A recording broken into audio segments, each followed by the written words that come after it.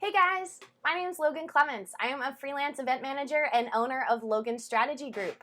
And I am super excited to talk to you guys today about event budgets. Woo! I have to woo because some people hate budgets. If you're one of those people that's maybe cringing inside when I say the word budget, that's totally okay. If you're someone like me who gets really excited about talking about budgets, that's also okay. Let's kind of start with the basics of what is an event budget? So similar to any personal budget that you have, your event budget is going to be your list of everything that you're paying for as an event. This can include your venue, your vendors, your food, your photographer, your ticket costs, your lighting, your flowers, food, anything.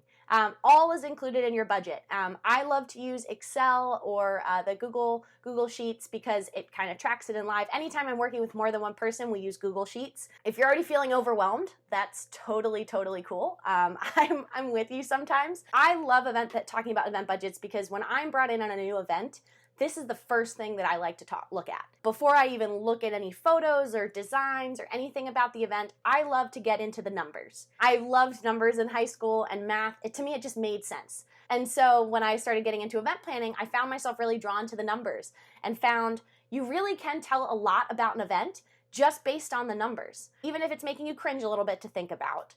This is usually where I like to start. And so I've broken it down. I have about 6 of my favorite tips in terms of how I use my budget as my blueprint. When I say blueprint, it's similar to like building a house. You can make it as beautiful and fancy and custom windows and custom flooring and everything, but there are certain things that you just have to have. And so for most events, you normally will have a venue. In COVID times, some of us are using a virtual venue, but you'll have a venue, some form of food and drink, some form of interaction, some form of staffing. And so having this budget kind of really helps you move forward and start your planning process. Event budget tip number 1, look at last year's budget. A lot of times events happen annually or they've happened before. And so even if it's not an annual event, maybe it's a monthly event, just take a look at the last time they did this event. Look at that budget. Have a look. See what makes sense. And here's where, when I say I'm the queen of questions, here's where you got to start to ask some questions. So for one, if they don't have a budget, why don't they have a budget? Sometimes something as little as this of not having a budget can show you some inconsistencies with the organization as a whole if they're missing a budget, because that tells you a big thing from the organizational standpoint is if they don't know how much they're spending, how can they really plan an event? Another thing I like to look at is how did their actuals match up with their estimates? So when I say estimates, I mean usually when you're going through your budgeting process, you'll list out everything you need, and then you list out your estimates. So these are things of what you think you'll spend it on, and then you also keep track of your actuals. One thing I found with companies is they don't usually keep track of the estimates. Sometimes they'll have written it in their document, and then the minute they have an actuals, they'll delete the estimate and put the actuals in, which that's not horrible, but it makes it hard to see how unexpected costs came along or things were higher than normal. So if you have that estimates versus actuals, you can kind of compare that to see, oh wow, this actually cost a lot more money. Why? Oh, this actually came really under budget. Why? And then I like to look at the budget also to see, does it line up with what people were talking about or raving about the event? Were people blown away by the entertainment and you found out that they were actually a volunteer organization who did it for free? Did people not talk about at all the beautiful decor and you'd spent thousands on flowers and this custom build out? This kind of budget can help you start to see, okay, where does what people are talking about line up with what I spend? And then how do those prices that you're getting from vendors compare to the market average? Depending on how long you've been working in events, this is some stuff you might just know. I used to work predominantly in China, in Shanghai, and so I know a ton about all the costs for vendors in China. I've only been back in the States now predominantly for about a year. And so I'm still kind of new to some of the Seattle pricing and things. And so this is a step where I usually have to do a little bit more research on my end just to see, are they getting the right pricing? Especially if you're a nonprofit, are they giving you nonprofit pricing? A lot of companies will give you slightly lower than what they charge corporate companies because they know you're a nonprofit and the money that you're probably trying to raise with this event goes to charity. And so that's something to kind of think about. If you can look back on what's happened, it really can help inform you moving forward. And if you're in one of those rare cases where there isn't a budget and it's an event that has never happened before, this is where I kind of would turn to some of my event colleagues who work in other industries to try to see if they'll give you a budget, or if you're planning a wedding, if you can ask a friend for a budget, or looking online kind of just to give you a gauge of something to start off of. It's like writer's block. You know, you're looking at a document and you see that blinking cursor on a blank document is way more intimidating than having something already in front of you that you just get to go in and kind of start to work off of. It's like starting an essay without an outline. Look out there and try to find and see if there's any resources you can find that'll give you that outline so you have something to go off of. All right, event budgets tip number 2. Decide how you're going to pay for your event. Now, as a freelance event manager, sometimes this is something that's already been decided without me. But if you're somebody who has to figure out from scratch where you're going to pay for your event, this is something that you can figure out. Is it something that your event budget comes from your company or organization annual budget? Is it just set aside that they said you have $70,000 for your company annual party? Or is your event based on ticket sales? If it's a nonprofit event, those ticket sales could mean you want to make sure that ticket sales equal costs so that you make $0 because you're a nonprofit, or it's a for-profit event and you're looking to make money. And so you want to make sure that your ticket sales more than cover your event costs so that you have some profit in there. Or maybe your event's decided by donations, by sponsors, and getting a sponsor to pay for your event. Or your budget could also be $0. I have worked events that don't have any budget before. One of my favorites, one of my Shanghai charity events that I work, we had an operating budget of $0. So that's one of the reasons I will say I am a firm believer that you can have a very high quality event at a very low cost. We did have some costs here and there that crept up, and so we were able to find sponsors to cover those costs. But you can make it happen. So whether you're working for a company and they tell you it's $70,000, or you and your partner are planning your wedding and you both decide with your savings, okay, we have $30,000 to spend on our wedding, just pick a number and stick to it. And that's how you're going to pay for your event. All right, tip number 3, think about your priorities. We talked about earlier that event planners, will fantasize about the budgetless event, but even a budgetless event will have a budget. Budget meaning a document that's going to have everything listed for everything they've spent. And so here's where I really want you to start to list out each of your elements. So if you haven't already opened up an Excel sheet or a Google sheet, this is the right time to start doing that, where you've written at top how much you have to spend or how you're paying for the event. And then here you're going to start to list out your expenses.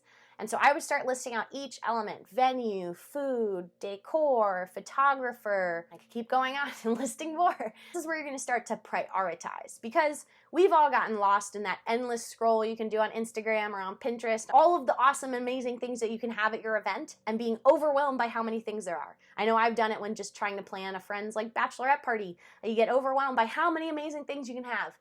But since we're all not made of money, myself included, I had to prioritize. So you got to pick what of all these elements are the most important to you.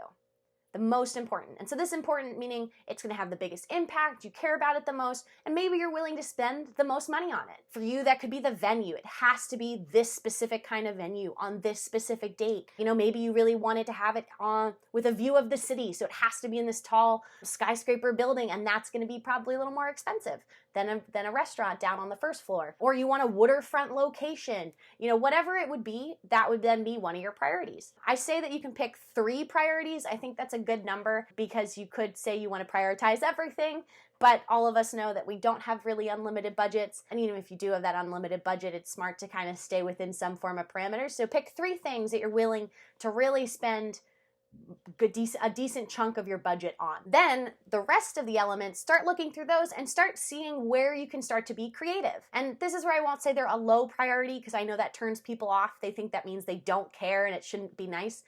I'm a firm believer that having a lower price point does not mean it's lower quality. Sometimes it's true, you get what you pay for, but it's one of those things that if your decor is not the most important to you, maybe you don't need to hire a design agency to create this custom build out for you.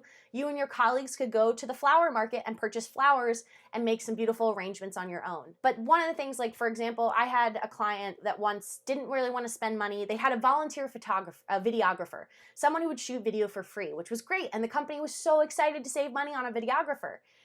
Granted, now the videographer gave their services for free because they were new and just learning. And so the video that they produced was not of the highest quality. It wasn't bad, but it just wasn't super, super high quality. Unfortunately, the company had planned on using this video to send it out to all its partners, sponsors, social media, marketing. everybody wanted to use this video and it didn't really line up with the quality of the company. So here's a moment where they should have thought, oh wait, free is good, but this is actually one of our priorities because it's one of our biggest marketing materials that comes out of this event. We should probably spend more money on it. So this is kind of where when this framework I'm giving you can help you kind of start to make decisions around your planning process. Now, if the photos or the videos are just for fun and it's just for the attendees and the board members just to have a fun memory to look back on, sure. Maybe you go for the volunteer, the free videographer, photographer, or the lower cost photographer or videographer and support somebody new in the industry. That's great too. But as you kind of are going through each of these elements, you're starting to kind of figure out, okay, where is a majority of my budget going to be allocated? Tip number 4, research your vendors. My least favorite response I get from clients when I look at an event that they've done and they want to use these certain vendors that they've always used, and the answer I say, why do you want to work with them again? And they say, oh, well, we worked with them last year. That's great. But I'm a big proponent in always constantly looking for new and awesome vendors that you love to work with. I also think it's just smart to do research outside of the people that you already work with, just to check, to double check the pricing, making sure it's still on market with what everything is valued at today, and just to see what's out there. Because I think there's always some new and exciting things going on that if you continue to work with just the same people over and over and over again, you're not going to get that. Granted, if you love your caterer or your photographer and you know they're phenomenal, keep them, use them. I love to go back to the same people that I love working with when I know that they do good work, but I'm also constantly looking out for new and exciting other things and vendors that are out there. And so it's also a good time for you to look through your budget and figure out what could you outsource to other people. Like if you're planning a wedding, and you don't care about the flowers, I keep talking about flowers because I've worked with a lot of people who don't care about the flowers as much, outsource it to your mom. Let your mom or a family member take over. Or maybe your venue, you're able to find a sponsor who, instead of giving you cash, is going to give you the venue for free. So there's ways to be creative with your budget where it could still be a high priority item and you could still save some money on it. As you're doing your research, what do you want to go to vendors for? What do you want to try and figure out for yourself? And what might you be able to outsource to other people? I usually like to go for a range of like 3 to 5 options for each area. This is really helpful if you've never planned an event before, if it's your first time, if you're new to a new city or you're doing a destination event. I like to do my research just to see what's out there and start to get some feel for the market. Again, I'll reiterate, I don't think that necessarily a higher price point means higher quality.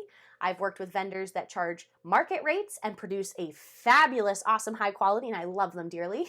And then I've also worked with people who charge very high rates and perform at somewhat of a mediocre level. And it's really frustrating on those sides, especially if you're working with a client that is very budget, how much money we're spending focused, and realizing that they've just shelled out lots of money and they're not getting the product that they wanted or the quality that they were expecting. I do also encourage you, if you're doing an event that happens more than once, is an annual event, monthly event, whatever it is, do switch it up with some of your vendors, especially the vendors that people are interacting with, like the on-stage talent. Sometimes it's fun, even if your talent's great. I would mix it up every so often just to break up the annual event feel. If you have the same person being your auctioneer for year after year after year, sometimes it's nice to mix it up and throw in a different one, or throw in a new MC to work with that auctioneer just to add some spice. I've also worked with some amazing catering companies that are really cool and on the edge of thinking of new ideas and things, so you could keep working with the same vendor, but challenging and working with them to start to do different and new ideas, so to the guests and your guests, it feels like a whole new event,